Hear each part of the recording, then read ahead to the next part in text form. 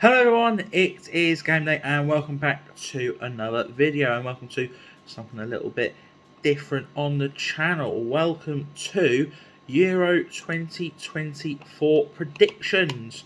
Now I'm just trying to work out my screen recorder. Let's do that there, yeah, so that'll be recording, and for you, that will come up on screen in just a second. But yeah, the Euros are just around the corner. I'm recording this on Thursday night, so it's the night before the first game, pretty much 24 hours before the first game between Germany and Scotland. And yeah, really looking forward to it. So we'll get into the predictions now. Just a quick little message at the start of this video before we get on to the predictions. I'm getting really close now to 1,000 subscribers, over 950 of them. And I'd really like to hit 1,000 subscribers for my birthday, which is just over a week away now. It's been a very special video out on that day, personally, for myself. But yeah, if you haven't subscribed, if you're watching this video and you've not subscribed to the channel, or anyone else in your family or friends who's not subscribed to the channel, please do that. Very much appreciated. Would love to get to 1,000, and yeah, all your support is very much appreciated onto the channel. So, time to start predictions, and obviously we'll start with Group A. Really interesting group. I think it'll be a lot closer than what some people might think it is. I'm going to go Germany in first position there. They're the host. Their host advantage. Had this been somewhere else, maybe would have considered otherwise. Germany, they were playing a lot of friendlies, so they didn't have to qualify. Probably not the best of run, but they've got a really good manager in Julian Nagelsmann, and they've got such a talented squad as well. And a player who, I might go through who I think get player of the tournament. I'll mention a few players. One player who I think could really shine, Florian Wirtz. He's had a fantastic season for Bayer Leverkusen, and I think he will be a key man for Germany. Now, second, third and fourth, this is where it gets tricky, because for me, these teams are very similar in quality. For second place, I am going to go for Scotland. I think it'll be close. I don't think they'll get something off of Germany, but they didn't get a win last time in Euro 2020. They've never made a knockout stage. I think this will be their year. I'm going to go Hungary in third and Switzerland in fourth, but again, that will be very close, maybe on your point, sort of in it there. And yeah, I'm going to go Scotland second, Hungary third, Switzerland fourth. I might change it at the end. I can change it around if need be. Group B then, and it's the group of death for Albania. Albania are a good side. They've got some good players in there. Strakosha in goal, plays for Brentford, very good goalkeeper. Armando Bloha. Of course, Chelsea's striker there. They will come last, though, unfortunately. I've got clear who comes first. Albania will be last. I'll put them in a second. First, Jesus. Well, you've got the reigning champions, Italy. I'm going to go Spain. Again, Spain, really good side. Lots of good young players coming through. Pedri, Gavi, Lamine Yamal, in particular, will be one to look out for in terms of the top young players. And then I'm going to go Croatia, then Italy, with Albania in fourth. I think for Croatia, they've had this almost like a golden generation where they made the World Cup final, of course. They got to World Cup semi-finals. They've done really well. They've got players like Luka Modric, Kramaric. They've got Oscar Vardiol, who's a younger player, obviously coming through in the system. But I think they've almost got their golden generation. Well, sort of one generation coming to the end, and your sort of Vardiol generation starting to come through. And I still think they're a very good side. Italy, we'll go through the best third place teams in a minute. I think they'll progress in third. I can't see them doing. I can't see them retaining their title. So they did very well in 2021, winning the tournament. But I can't see it this time, unfortunately. Group C. Now this is where England comes involved. It's also where I put forward, not necessarily a dark horse, because a dark horse seems a bit harsh, or not harsh, but a bit odd. I'm going to put Denmark in first. Now, why have I put Denmark in first? I've done this purely just on goal difference. I think Denmark will draw with England and win their other two. England coming in second spot. And then between Slovenia and Serbia, probably Serbia and then Slovenia. A lot of people put Slovenia as their dark horses because they've got Benjamin Šeško, and yes, Šeško is a very good player, but it takes more than just one player. You do need a full team behind you. You look at Serbia, I mean, even Serbia could cause England problems in that first game. I look at likes of Alexander Mitrovic, Sergej Milinkovic-Savic, two very key players in there for the Serbs. But Denmark, of course, former Euros winners, got to the semi-finals where they lost to England in 2021. They've got some fantastic players. I think Rasmus Højlund is going to have a very good tournament. Of course, Christian Eriksen, he is always just a talented spark. And they've got other really good players in there. Pierre Højbjerg, Joachim Andersen, who's a centre-back I rate really highly at Crystal Palace. Peter Schmeichel? No, Kasper Schmeichel in goal, who might not be in the Premier League anymore, but Kasper Schmeichel is still a top-class goalkeeper. So I'm going to go Denmark to top that group with England second, Serbia third, and Slovenia fourth. Moving on now, so I scroll down to the final three groups, and Group D, and it's not really a group of death because they're all really strong teams. Wowzers. Well, France will top that group because it's France and they will go far in this tournament, very far. I'm not going to reveal who I think will win yet, mainly because I'm still not 100% sure. I'll see how the placings go in the knockout. But France reached the last World Cup final, won the World Cup before that. In the Euros, well, they reached the final in 2016 when they lost to Portugal. Did get knocked down in the round of 16 last time, no, well, I think that was a bit of a fluke. Very talented side. Obviously, they've got Kylian Mbappe. I know I said with Slovenia you need more than just one player. France got a fantastic squad, led by Kylian Mbappe. Antoine Griezmann always plays really well for France. Olivier Giroud, France's all-time top goal scorer. Well, for now anyway, Mbappe will soon overtake him in that regard. So France to top the group. Netherlands second. Again, Netherlands, strong squad, the Netherlands. Jeremy Frimpong down that right-hand side. Again, fantastic season for Bayer Leverkusen. I think they're really strong at the back. You've got Denzel Dumfries, Matthijs de Ligt, Virgil van Dijk. So in terms of that defence, really, really strong. And even in midfield, people like Frankie de Jong will really shine for the Dutch. Third and fourth, it's a toss-up between Austria and Poland, to be honest. Austria, Ralf Rangnick, despite his time at Man United, he's a very good manager, very good coach. Poland have got Robert Lewandowski. Haven't called up Przemysl Placheta though this time, so that might cost them. What of you Norwich fans out there? I'll go Austria over Poland, only just though. That could go either way, them two, to be honest. Group E now. Again, real tight group. These groups are going to be really fascinating in terms of who does well. Now, you automatically really want to put Belgium top. Do you? I'm leaning towards Ukraine. If you look at Ukraine, have got people like Alexander Zinchenko at the back and Ilya Zabani, really good players. Andrei Lunin in goal. I know Mikhailo Mudrik's struggling at Chelsea, but he's still a fantastic player. There's a youngster, I forget his name, at Shakhtar, the next great youngster coming for at Shakhtar. So they've got some good young players in that midfield. Artem Dovbyk. Yeah, I'm going to go Ukraine top. Artem Dovbyk up top, had a fantastic season for Girona. I believe he's off to Atletico Madrid. Ukraine are a really strong side, and they've done really well considering the fact they can't play in their home country. There's so much going on right now, so much potential for distractions, but yet they're getting the job done. And at the end of the day, it's a really, really talented squad. Belgium, I'm going to put in second spot. It's a tricky one with Belgium. It's almost a bit like England back in the 2000s, the golden generation that failed, if you will. And it's a golden generation that is sort of coming to the end. If you look at sort of the big players in their squad, I mean, at the back, they lost a lot of their big names. People like Vincent Kompany retired, Alderweireld and Vertonghen aren't playing for Belgium. Or certainly not at the top of their game anymore. I don't think they still play for Belgium. They might do, but they're certainly not at the top of their game.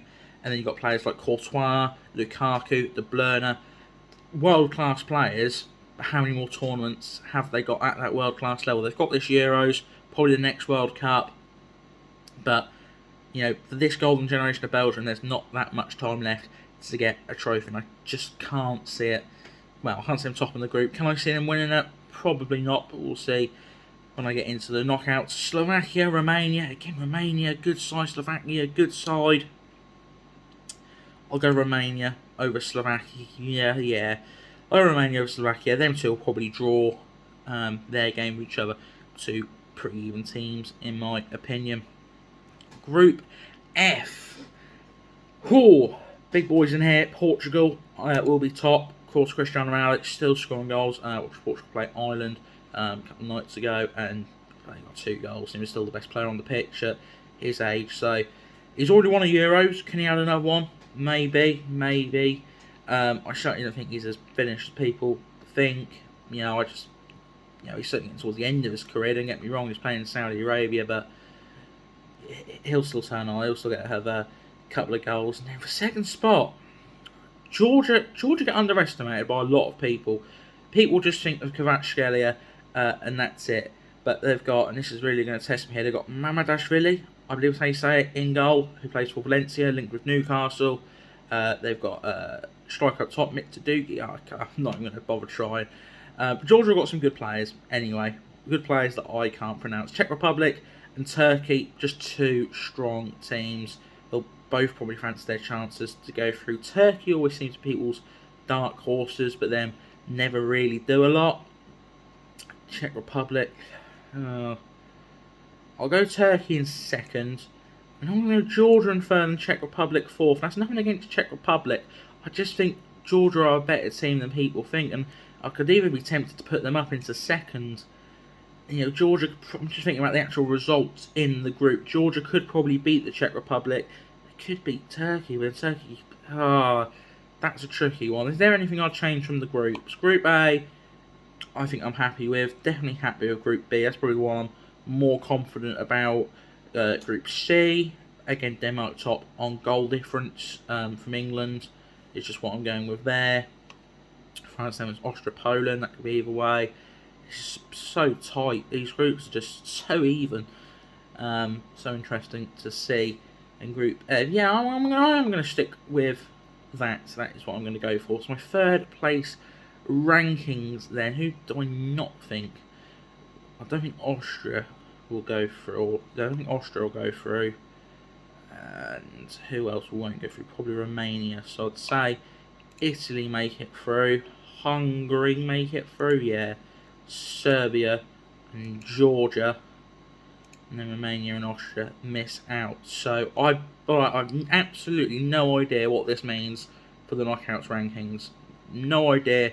It's the first time I've gone through this, so I've no idea who's playing who in the knockouts. But we'll move on to that now. To the knockout stage now. Oh, it's some ties in here. Wow. I didn't know how this knockout stage would line up. And as a result of putting England second, we've got Germany, England. I'm going to have to come back to that. That's going to take some thought. Scotland versus Croatia then. This will be a tight game. Scotland making it through, of course, to a knockout game. I'm going to lean towards Croatia. Yeah, they always find a way, Croatia, don't they? Scotland got some talented players. Andy Robertson, John McGinn, strong Norwich presence with the likes of Kenny McLean, Grant Hanley, Angus Gunn in the side. Lawrence Shankland is a top goal scorer up top for Scotland. Kieran Tierney at the back. Shame they've not got Lewis Ferguson from Bologna. He's injured. He'd be one of their best players. He's absolutely shone as captain of Bologna this year. But Croatia always find a way, it seems. They just seem to get the job done. And I want to put them to go through. Spain, Hungary. This will be a good game. I think Spain will win. They've got the strongest squad. Hungary, you like Dominic Szoboszlai, Willy Orban, Glaschke in goal. So, some top players from Hungary. They'll certainly make a good game of it, but I think Spain will go through there. Denmark, Georgia. Again, I'm going to go for Denmark. Georgia will make a good game of it, I'm sure. But I think Denmark will be too strong for them. Portugal, Serbia. Again, another game.